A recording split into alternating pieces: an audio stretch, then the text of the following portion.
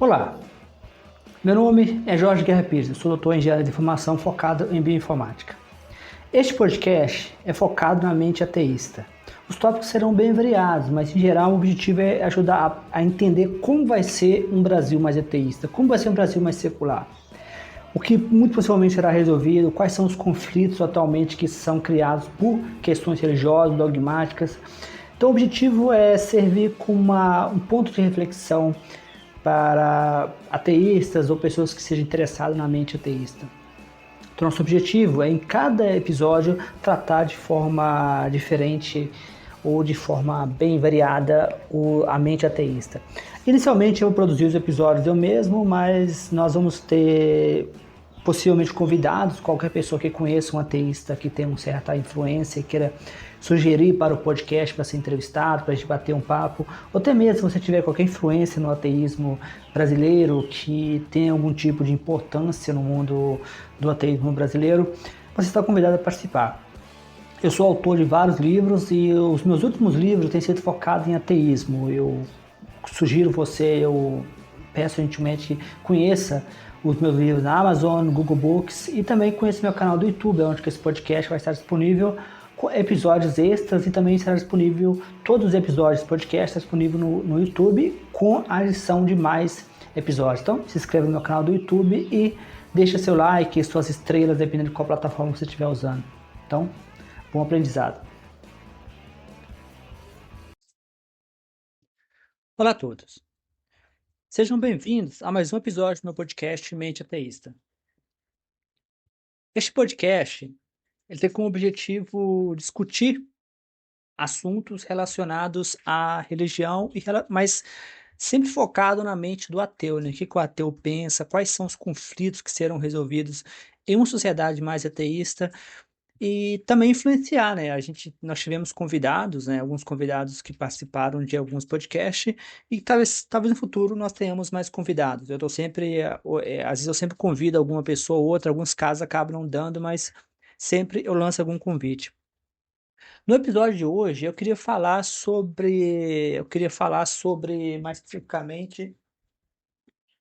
mais especificamente sobre um assunto, né, que eu acho extremamente interessante, que é o caso do. Eu estou rabiscando um novo livro, né? Para quem se interessa pelos meus livros, eu já tenho vários livros publicados na Amazon. O livro mais recente, né? O livro mais recente, ele chama A Revolução Ateísta, né? A Revolução Ateísta, ele é um livro que tem como objetivo gerar reflexão no mundo dos ateus, né? É um livro que tem como base vários assuntos que geralmente estão relacionados ao ateísmo. Isso inclui assuntos políticos, isso inclui assuntos como a moral, né? Que é um assunto que geralmente eh, traz bastante discussão entre os ateus. Então, o livro A Revolução Ateísta tem como objetivo realmente gerar essa reflexão. Eu gostaria, na verdade, de trazer, né, alguns assuntos mais para a discussão, né? Um assunto que esse novo livro que eu estou rabiscando, mas eu não gosto muito de anunciar um livro antes de que ele já tenha ganhado um certo nível de avanço. Isso porque recentemente eu vi uma entrevista do José Saramago, né? Eu gostei muito, né? Quando o José Saramago disse algo do tipo de que os livros, eles meio que eles pedem para serem terminados, né? Ou serem escritos, né? No meu caso, às vezes eu experimento com vários livros, né? E vou experimentando, né? E às vezes alguns livros eu consigo levar até o final, outros livros não. Então, geralmente, eu vou escrevendo, algumas vezes eu começo, algumas vezes eu paro. E esse livro que eu estou escrevendo agora, eu não sei se eu vou terminar, mas sempre fica ali algumas coisas legais, né, durante o processo de escrita, que acaba ficando até para outros livros, né, quando eu vou escrever outro livro no futuro, acaba o processo de pesquisa, o processo de reflexão, acaba ficando alguma coisa para outros livros. Mas esse novo livro que eu estou rabiscando, ele tem a ver com o conceito de gibíblia, né? O conceito de gibíblia é um conceito bem humorado, né? É uma forma bem humorada que os ateus se referem à Bíblia. Eu diria que é uma forma carinhosa, né? Eu sei que muito possivelmente os crentes, os cristãos em geral vão se ofender, mas Gibíblia é uma mistura de gibi com Bíblia, né? É um nome engraçado, eu não inventei, esse nome já é usado. E o livro que eu estou escrevendo, se tudo der certo, a gente for até o final, já tem bastante coisa, né? Porque, na verdade, assim, quando eu escrevo um livro, eu costumo juntar ensaios que eu já escrevi, né? Eu faço isso desde a graduação, mestrado, doutorado que eu faço isso, né? Eu até brincava com o pessoal, é de que, eu até falo isso com meus alunos online às vezes, né? Que o processo de escrita, ele sempre, pelo menos para mim, ele é um processo que já começa muito antes de eu oficialmente escrever um texto, né? Como monografia, dissertação de mestrado, a tese de doutorado, coisa e tal. Então, todos os meus textos acadêmicos, eu já havia escrito o texto muito antes de escrever, né? Então, às vezes eu vou escrevendo vários ensaios, né? Hoje em dia com a internet, foi muito legal que você pode ir compartilhando os ensaios, né? Então, assim, às vezes eu publico com bastante frequência, né, nos meus blogs, no blog Mente Ateísta, e às vezes quando eu vou escrever um livro, eu junto todo esse material, só que eu não somente junto eles, né? Para você escrever um livro, tem que colocar ele num contexto, né? Aí fica legal. Então, nesse contexto, então às vezes os ensaios dos livros fica um pouco diferente dos ensaios públicos, porque os ensaios públicos que eu publico, eles servem como base, né?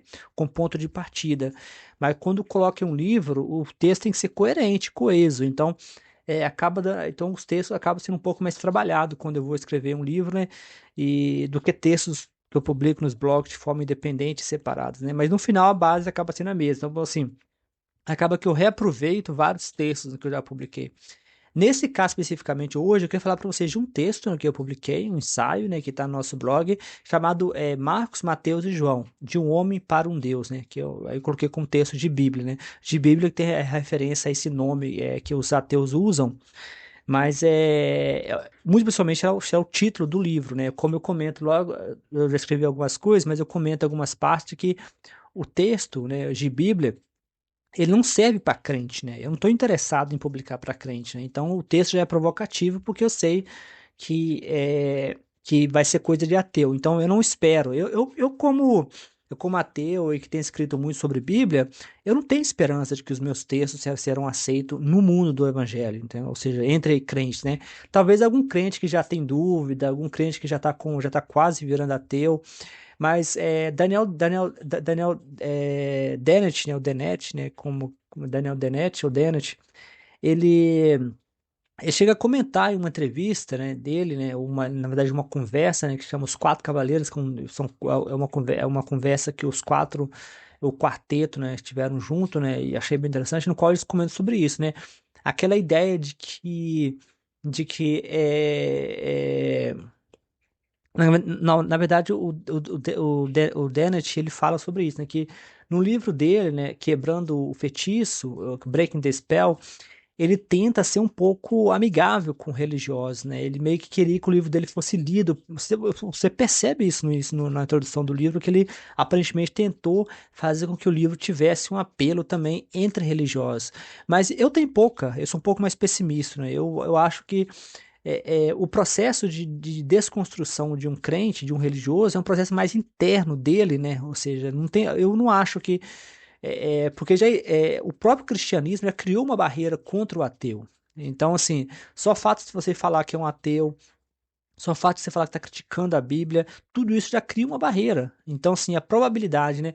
O cristianismo não sobreviveu esse tempo inteiro por acaso, né? É uma religião que tem todo o mecanismo de armadilha cognitiva, tem a questão de testando a fé, o diabo é visto como talentoso na argumentação. Então, assim, qualquer coisa que você tentar falar para o religioso, o cristianismo está há 2000 anos, ele já construiu algum tipo de barreira. Então, tem essa frase que eu não sei de quem falou, acho que foi Mark Twain, não sei quem falou isso, de que não tem como você argumentar uma pessoa fora de algo se ela entrou sem razão, ou seja, se alguém foi colocado em algo que não seja por motivos racionais, a probabilidade é zero de que você vai conseguir remover essa pessoa dessa posição usando a argumentação. E tem essa passagem de Russell, né? Russell, né? Eu tô trabalhando na pronúncia, às vezes eu falo Rousseau, mas é Russell. A pronúncia correta é Bertrand Russell. Bertrand Russell, ele ele comenta no livro dele essa coisa de que as pessoas não se tornam cristãos porque elas foram justificadas, ou elas foram justificadas no sentido de que elas foram inseridas no cristianismo porque alguém convenceu elas de ser cristão. Uma pessoa se torna cristão por questões mesmo de fé. A pessoa não se torna cristão porque alguém justificou para ela, ou porque alguém deu para ela razões lógicas, argumentativas. Não, a pessoa se torna cristão por questões culturais. Dependendo de onde que a pessoa nascer, a probabilidade de ser um cristão, você pode ver no mapa. Se você pegar as atribuições religiosas, você vai ver no mapa que a probabilidade de alguém ser cristão é totalmente proporcional à região que ela nasce. Se a pessoa nasce, é uma loteria geográfica. Então, assim, uma pessoa não entra no cristianismo porque foi convencida de ser um cristão. Ela entra no cristianismo porque ela nasceu em uma família cristã, o que aumenta a tendência dela ser um cristão. Ela nasceu em um país cristão. Então, ou seja, eu não tenho esperança de que os meus livros, como esse livro que talvez eu lance agora, mas já tem um livro, né? Seria a Bíblia um livro científico? Seria a Bíblia um livro científico? É um livro que tem 400 páginas, no qual eu mostro em vários pontos como que você rebate a Bíblia usando argumentos científicos, né? Ou seja, o livro, apesar do título Seria a Bíblia um livro científico, a Bíblia não é um livro científico. Eu sei que muitas pessoas ficam incomodadas com o título do livro. Já vi várias pessoas quando divulgam o livro, elas ficam incomodadas. O título é provocativo, né? O título, eu não estou assumindo que a Bíblia é um livro científico. O que eu estou dizendo é o seguinte, que no livro Seria a Bíblia um livro científico, eu vou dar para vocês argumentações científicas, né? Claro, ninguém é obrigado a rejeitar a Bíblia com uma argumentação forte, né? A Bíblia, você pode rejeitar a Bíblia com argumentações sentimentais, no sentido de que, da mesma forma que alguém aceita a Bíblia por razões emotivas, você pode rejeitá-la por razões emotivas, né? Ou seja, você pode dizer que eu não gosto de religião, e eu não gosto do crente chato, né? Aquele crente que fica colocando barulho na cabeça das pessoas, aquele crente, o crente com proselitismo que é muito comum no Brasil. Mas eu pessoalmente achei a Bíblia uma excelente oportunidade porque a Bíblia tem ramificação, uma capilaridade que nenhum texto tem, né? Gostando ou não de a gente admitir, né? Então, usar a Bíblia como uma espécie de pivô, né, uma espécie de pivô para fazer divulgação científica, é uma coisa muito interessante, né? É uma coisa que uma coisa acho que vale a pena, né? Vale a pena a gente considerar, né? A gente considerar o texto, né, como texto científico. Então, a questão que eu vou trazer aqui hoje é essa, né? Se a gente pegar, né, ou seja, escrever um livro para mim é um processo de reflexão. Eu uso inteligência artificial, é bom deixar isso bem claro. Eu deixo bem claro no livro, eu sei que existe preconceito contra a inteligência artificial. Eu não vou entrar em detalhes sobre isso, como que eu uso, porque isso seria coisa para outra discussão, mas eu uso. Mas uma das coisas que eu tenho aprendido conversando com a inteligência artificial, pedindo para me ajudar a entender a Bíblia, é que é curioso, né, que o livro de Marcos, Mateus e João, ele segue uma linha, né, de construção de uma figura, de um personagem mesmo, chamado Jesus. É, Em Marcos, Jesus aparece mais como uma figura humana, né? Ou seja, Jesus tem uma imagem um pouco mais próxima, né? Ou seja, Jesus é um humano, né? Ou seja, em Marcos, Jesus é um humano especial, mas Jesus é humano. Aí, nesse caso, você pode fazer uma analogia. Faz o seguinte, eu vou primeiro fazer uma analogia dentro da Bíblia aceita, né? Ou seja, a Bíblia canônica. Depois no livro eu estou explorando isso, nesse novo livro que eu estou querendo lançar, estou explorando isso com mais calma, mas dentro da Bíblia canônica, nós temos 4 evangelhos, né, que é Marco, Mateus, Lucas e João. Marco foi o primeiro de todos, né, a datação, as datas, a gente não consegue definir exatamente, porque os textos bíblicos, né, é bom deixar bem claro algumas coisas. Primeiro, os textos bíblicos não têm datação. Segundo, os textos bíblicos não têm nomes, né? São textos anônimos sem datação. Vários pesquisadores bíblicos, né? Ou seja, pesquisador acadêmico, tentam fazer datação. Os nomes foram dados por, até onde eu sei, cristãos, né? Juntaram os textos e deram nomes Marcos, Mateus, Lucas e João. Muito possivelmente esses personagens nunca existiram. O personagem mais que muito possivelmente existiu, né, é Paulo, né? Paulo aparentemente existiu. Mas eu não vou entrar em discussão, mas Paulo tem um caso interessante, porque se você compara Paulo com Paulo Coelho, né, você vai ver, eu não vou fazer essa comparação agora não, mas dá para você fazer umas comparações curiosas, né, entre os dois. Mas Marcos, na Bíblia, né, o Evangelho veio primeiro, muito possivelmente eles calculam, eles fazem a estimativa que foi 70 depois de Cristo, 70 anos depois de Cristo. Eu não vou entrar em detalhes aqui nesse episódio, mas no novo livro eu estou explorando isso, sobre a datação, né? Desculpa, se são personagens oculares, não são personagens oculares. Você pode derrubar muitos cristãos acham que esses personagens foram personagens oculares. Primeiro, esses personagens muito possivelmente nunca existiram. Então aí já derruba a ideia de que seriam personagens oculares. E segundo, a datação ela não bate com a Idade Média, né, de que as pessoas viviam na época, então não tem como esses serem personagens oculares. Muitos cristãos batem no pé, ficam até irritados quando você fala que não são personagens oculares, eles chegam a ficar até incomodados quando você fala isso, que não são personagens oculares. Então Marco é datado primeiro. Primeiro, ele deve ter ocorrido 70 depois de Cristo. Depois você vem Mateus e Lucas, que é estimado entre 80 e 90 depois de Cristo. E você tem João, que vem de 90 a 100 anos depois de Cristo, né? Então, em Marcos, que foi o primeiro de todos, né, em estimativas, datas estimativas, Jesus é um humano especial, um Messias, mas com limitações. Ou seja, em Marcos você tem a descrição de Jesus como ser humano que sofre, que tem dúvida. É só você pegar a última, o que eu estou explorando no meu novo livro é a última palavra de Jesus, né? O que Jesus disse antes de morrer na cruz. E os 4 evangelhos, eles dizem coisas diferentes, né? Os 4 evangelhos não concordam com o que Jesus disse na cruz, né? Em Marcos, é a famosa frase, Pai, por que me abandonaste, né? Ou seja, mostra uma dúvida, né? Mostra uma dúvida de que ele não...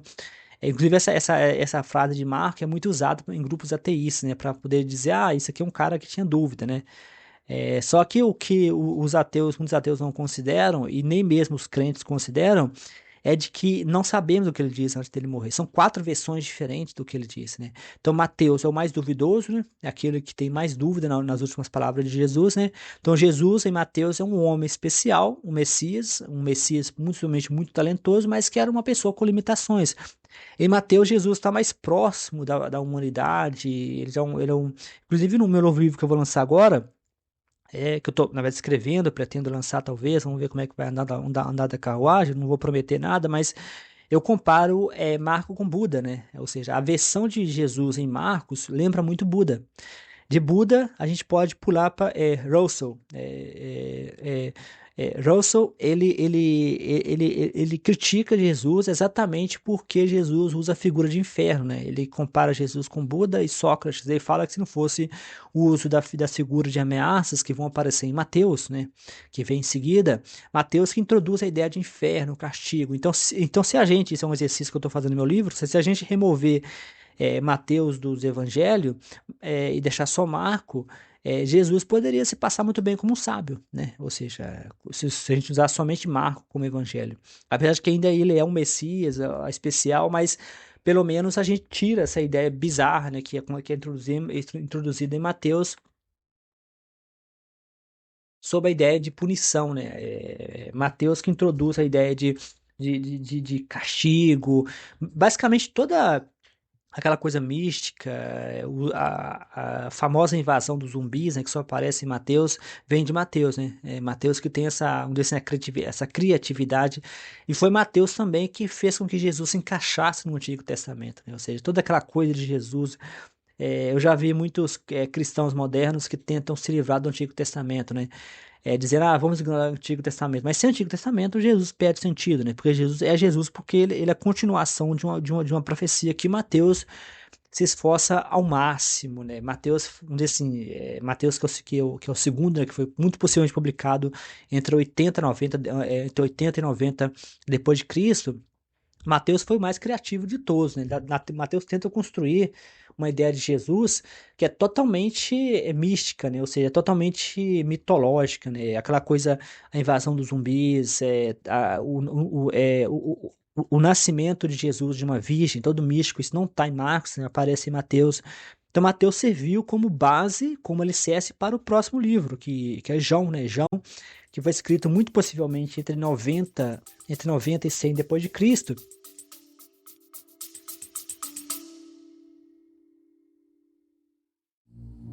No véu da noite, a cidade em chamas, o eco da razão se apaga nas almas.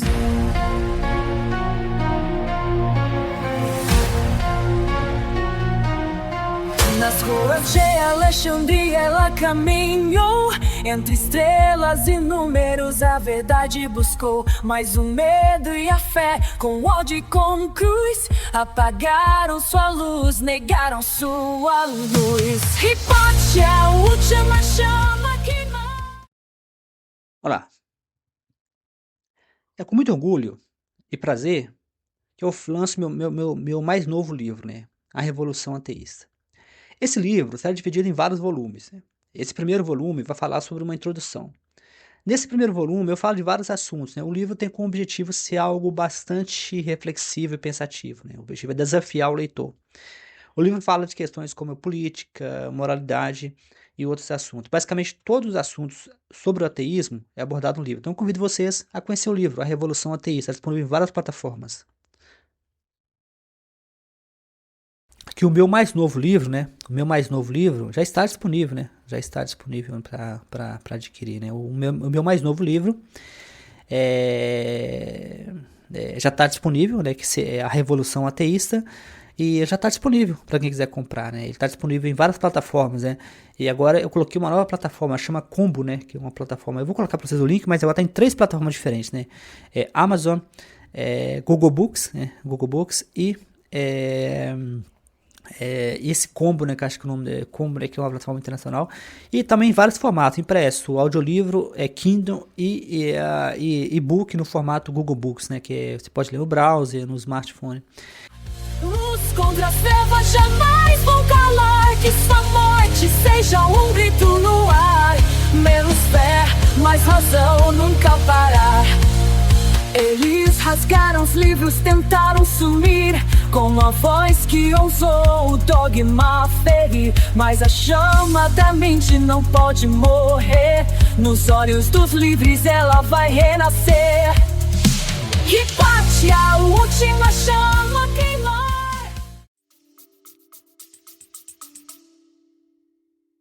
João é o mesmo, né? João 20, 29, né? É o mesmo, João 20, 29. É o famoso caso onde que Tomé vai lá de mansinho, né? De mansinho e pede evidência para Jesus, né? Jesus dá-lhe um coice, né? Dá-lhe um coice. Bem-aventurado que acredita que você me viu, você acreditou porque viu. Bem-aventurado daquele que acredita sem ver, né? Que é uma besteira do caralho, me perdoa a honestidade. Está em João. Só que, curiosamente, eu estou explorando isso no meu novo livro. Novamente, não vou fazer promessas, né? Espero lançar, vamos ver se eu consigo terminar. Mas, inclusive, eu estou escrevendo mais de um livro, né? Estou escrevendo também o Porquê Não Sou Cristão, né? Vamos ver qual que sai, né? O que está mais avançado agora é esse de Bíblia, né?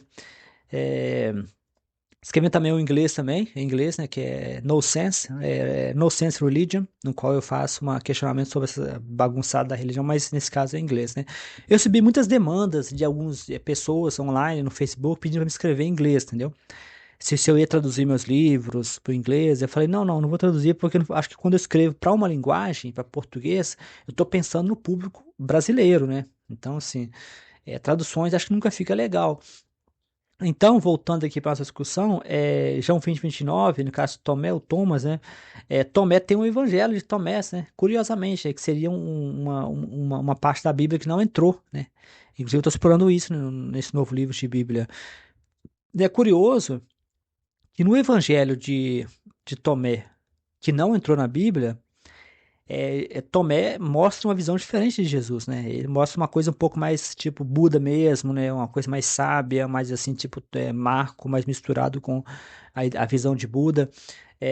Então, João 20, 29, no qual coloca Tomé como um cara que duvida, e essa dúvida é algo negativo, algo que não deve ser algo negativo, né? Algo que não é bom.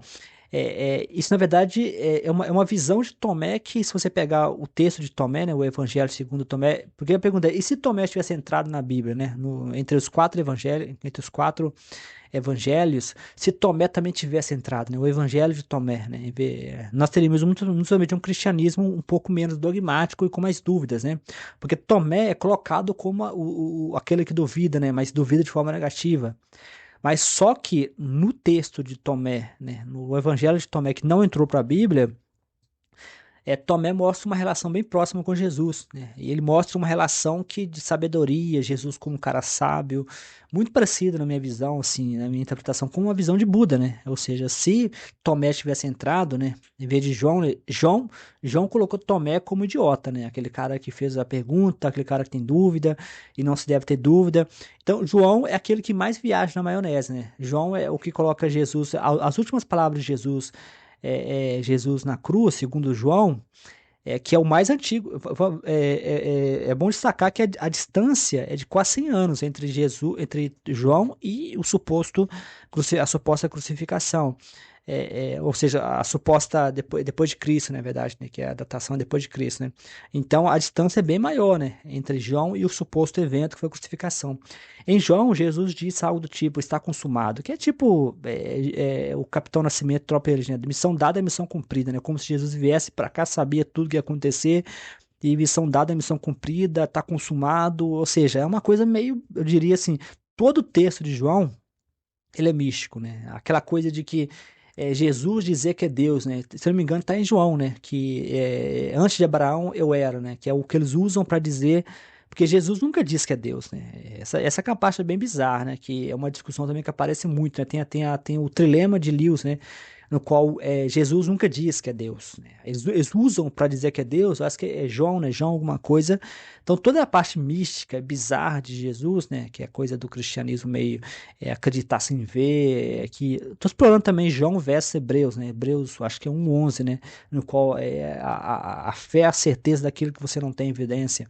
Então, estou explorando um pouco também essa questão dos evangelhos versus o Antigo Testamento, né? Que é Marco versus algumas outras partes, né? Que não lembro muito bem, mas eu estou explorando essa parte. Mas João eu cruzei com Hebreu, né? Que é o Antigo Testamento. Então, Marco eu cruzei com Jó, né? Que a questão de tudo ter um propósito, aquela coisa de Jó, aparece também em Mateus. Então, é, essa que é a questão, né? A questão é a seguinte, que se a gente comparar, né? Eu vou deixar para vocês a postagem de blog, né? Já está disponível. Se a gente comparar os quatro evangelhos, né? Os quatro evangelhos, que é João, Mateus, Lucas e João, você vai ver a construção de uma figura, né? Mas existem tensões entre essa. A sua construção não foi linear, né? Não foi uma coisa simples, né? A questão é que dentro do cristianismo não existe uma tendência de pedir que os fiéis pensem por conta própria, que eles leem, que eles reflitam. Isso é uma coisa muito bizarra, porque a tensão é forte, né? Para começar, o fato de que eles não sabem o que Jesus disse na cruz, né? Quatro evangelhos, quatro versões diferentes e que são bem relativamente diferentes. Desde Marco, no qual Jesus é uma figura que mostra dúvida, não sabe por que foi abandonado pelo seu pai, até João, né, que no qual diz que ele estava certo do que estava acontecendo. Primeiro, é bom sempre estressar. Essas pessoas não estavam presentes, né? Não são testemunhas oculares. Mesmo se fossem testemunhas oculares, é extremamente bizarro que quatro pessoas vêem um evento e quatro pessoas dizem coisas diferentes. Nós não estamos falando de uma coisa aleatória, nós estamos falando da última palavra do suposto Messias, né? Que seria Jesus. E eles não conseguem concordar no que ele disse, né? Isso na verdade seria um sintoma, né? Um sintoma de que ou essa história foi inventada, toda a história foi inventada, ou cada pessoa interpretou o que ele disse da forma como bem quis, né? Ou seja, como uma espécie de agenda, né? Lembrando, como sempre, o mais provável que estivesse lá era Marcos, mas mesmo assim, Marcos, se tivesse lá, deveria ser uma criança, né? E a gente não deve confiar no que uma criança vê. É extremamente bizarro você pensar que uma criança tem uma capacidade de fazer uma análise tão aprofundada de uma figura como Jesus, né? Imagina uma criança para baixo e para cima anotando tudo eu tenho minhas dúvidas, né, de que isso tenha qualquer. Agora, o mais provável é que isso eram relatos urbanos, né? Ou seja, Marcos veio primeiro, Mateus veio depois, João veio depois. E uma hipótese que eu levanto no livro, eu tenho que concordar que muito possivelmente os que vieram posteriormente já sabiam do evangelho anterior. Então, quando Mateus escreveu o evangelho dele, ele já conhecia muito possivelmente o evangelho de Marcos, né? E se não conhecesse, ele bebeu da mesma fonte, né? E decidiu ter uma abordagem bem diferente. Eu não sei, eu tenho de conferir isso, se os evangélicos fazem cruzamento desse. Mas lembrando, essas pessoas muito provavelmente nunca existiram, né? Provavelmente nunca existiram. O que aconteceu foi uma organização dos textos em torno de certos nomes, né? Esses nomes foram dados para textos, né? Juntaram os textos, né? E deram nome. Essas pessoas, muito provavelmente, nunca existiram, né? O mais provável que existiu, como eu disse, era Paulo, né? Mas mesmo assim, essas figuras, né? Os evangelhos, né? Que posteriormente narraram a história de Jesus, né? Paulo acho que veio depois, né? Quando ele cai do cavalo, aí Jesus, por que me perseguiste, né? Então, Jesus já havia sido construído como figura, né? Já havia uma construção de um cara chamado Jesus com toda uma mitologia que foi construída por esse, né? Basicamente é isso, né? Eu queria falar para vocês um pouco sobre essa postagem de blog que já está disponível, né? Vou convidar vocês a visitar a postagem de blog e vamos ver, né? Quem sabe sai um novo livro agora, né? Mas lembrando, né? Já existem vários livros publicados, né? Seria a Bíblia um livro científico? Eu acho uma excelente opção para quem quer entender a Bíblia do ponto de vista de um ateu, né? Eu sempre exploro o meu lado científico, eu tenho doutorado em engenharia de informação. Eu sempre gostei de ciência, então eu sempre exploro o meu lado científico nesses livros, racional, eu sempre trago esse lado. Então, pessoal, um abração a todos e até a próxima.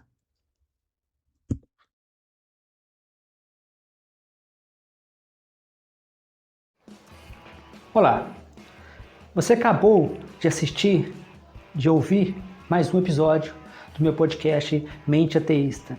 Nesse episódio, eu espero que você tenha aprendido bastante.